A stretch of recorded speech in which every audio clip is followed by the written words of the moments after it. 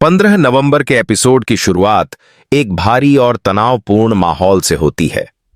पूरी हवेली में अजीब सी खामोशी छाई है, जैसे किसी बड़े तूफान से ठीक पहले की शांति हो। सारू अपने कमरे में इधर उधर चहलकदमी कर रही है। उसके चेहरे पर चिंता और बेचैनी साफ झलकती है। बच्चों की सुरक्षा हमेशा से उसके लिए सबसे बड़ी प्राथमिकता रही है, लेकिन आज वह खुद को एक ऐसे मोड़ पर पाती है जहां सब कुछ उसके नियंत्रण से बाहर जा चुका है।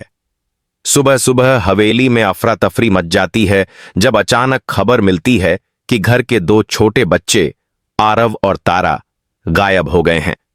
उनकी गायब होने की सूचना मिलते ही पूरा परिवार एकदम स्तब्ध रह जाता है।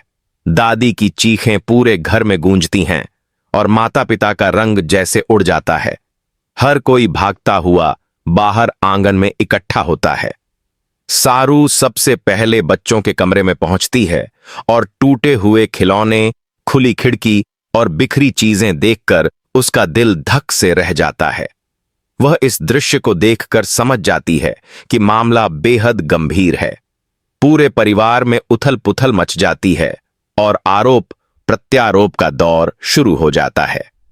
परिवार के कई सदस्य कहते हैं कि बच्चों के गायब होने के पीछे किसी बाहरी दुश्मन का हाथ है, जबकि कुछ लोग संदेह की निगाह से सारू को देखते हैं। हवा में फैली फुसफुसाहटें धीरे धीरे तेज आवाजों में बदलने लगती हैं। बच्चों की जिम्मेदारी तो सारू की थी। क्या उसने ठीक से ध्यान नहीं दिया? कहीं ऐसा तो नहीं कि... ऐसे तमाम सवाल उसके कानों में हथौड़े की तरह बजने लगते हैं।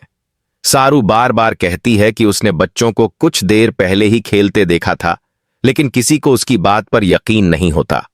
उसकी आवाज टूटने लगती है, पर वह खुद को संभालती है और दूसरों के साथ बच्चों को खोजने निकल जाती है। पूरा मोहल्ला, पास की गली, पार्क, पुराना मंदिर, हर जगह ढूंढा जाता है, लेकिन कोई भी निशान नहीं मिलता।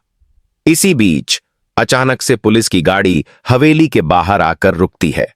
पुलिस इंस्पेक्टर घर में प्रवेश करता है और गंभीर स्वर में कहता है कि उन्हें एक अनजान नंबर से शिकायत मिली है कि बच्चों की जान खतरे में है और इस घटना में सारू सीधे सीधे शामिल है। यह सुनकर पूरा परिवार हक्का बक्का रह जाता है। सारू की आंखें भय से चौड़ी हो जाती हैं, उसकी सांसें तेज हो जाती हैं। वह समझ नहीं पाती कि उसे फंसाने की यह साजिश कौन कर सकता है। पुलिस इंस्पेक्टर कहता है कि बच्चों की सुरक्षा और मामले की गंभीरता को देखते हुए सारू को तुरंत पूछताछ के लिए हिरासत में लिया जाएगा। घर में सब लोग एक दूसरे की ओर अविश्वास, गुस्से और डर से देखते हैं। कभी परिवार की लाडली सारू अब अचानक सबकी नजरों में अपराधी बन जाती है। जैसे ही पुलिस वाले उसके हाथों में हथकड़ियां डालते हैं, घर में सन्नाटा फैल जाता है। सारू रोती नहीं, लेकिन उसकी आंखों में अनगिनत सवालों का समंदर उठता है। क्या सिर्फ बच्चों की जिम्मेदारी होने की वजह से मैं आरोपी बन गई? क्या मेरा अपना परिवार भी मुझ पर भरोसा नहीं करता? क्या सच में मैं अकेली पड़ गई हूं? हवेली के बाहर भीड़ जमा हो जाती है। पड़ोसी कानाफूसी करते हैं। देखो, सारू को गिरफ्तार कर रहे हैं।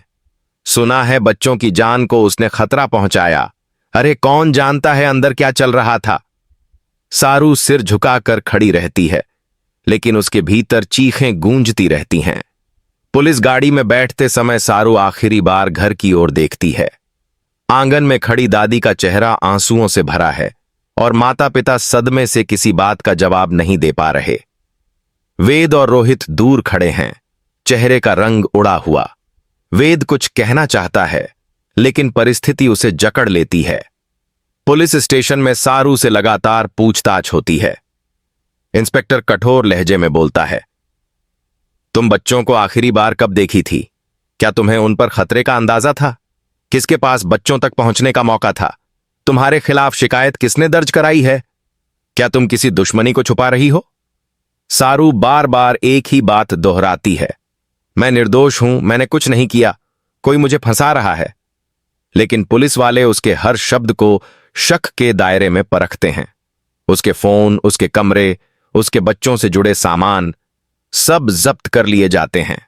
धीरे धीरे मामला और उलझता जाता है। इसी दौरान हवेली में एक और बड़ा खुलासा होता है। बच्चों के कमरे में छुपे थे कुछ अजीब निशान, जैसे किसी ने उन्हें डराने के लिए जानबूझकर कोई सेटअप किया हो। यह बात पूरे परिवार को चौकन्ना कर देती है। अचानक सभी को एहसास होता है कि बच्चों की जिंदगी को खतरा किसी बाहर वाले ने नहीं, बल्कि बहुत सोच समझकर किए गए प्लान का हिस्सा है। दूसरी ओर पुलिस स्टेशन में सारू की हालत बदतर हो जाती है। पूछताछ की गर्मी, परिवार का अविश्वास और बच्चों की सुरक्षा की चिंता सब उसकी आत्मा को भीतर से झकझोर देते हैं। वह बार बार सोचती है कि आखिर कौन है वह जो उसे इस तरह फंसा रहा है और क्यों। तभी एक पुलिस वाला आता है और कहता है कि बच्चों का बैग शहर के बाहर पुराने पुल के पास मिला है। यह सुनकर सारू का दिल डूब जाता है। हे भगवान, मेरे बच्चे कहां हैं? लेकिन इसी क्षण उसे एक और झटका मिलता है।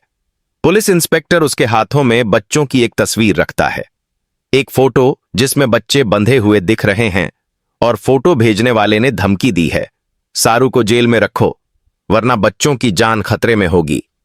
यह फोटो परिवार को भी भेजी जाती है और हवेली में दहशत फैल जाती है। अब सबको साफ समझ आता है कि यह मामला सिर्फ लापरवाही का नहीं, बल्कि एक गहरी साजिश का हिस्सा है। कोई ऐसी चाल चल रहा है जो एक तरफ बच्चों को खतरे में डाल रहा है और दूसरी तरफ इस पूरे मामले का ठीकरा सारू के सिर पर फोड़ रहा है। सारू के पैरों तले जमीन खिसक जाती है, उसकी छाती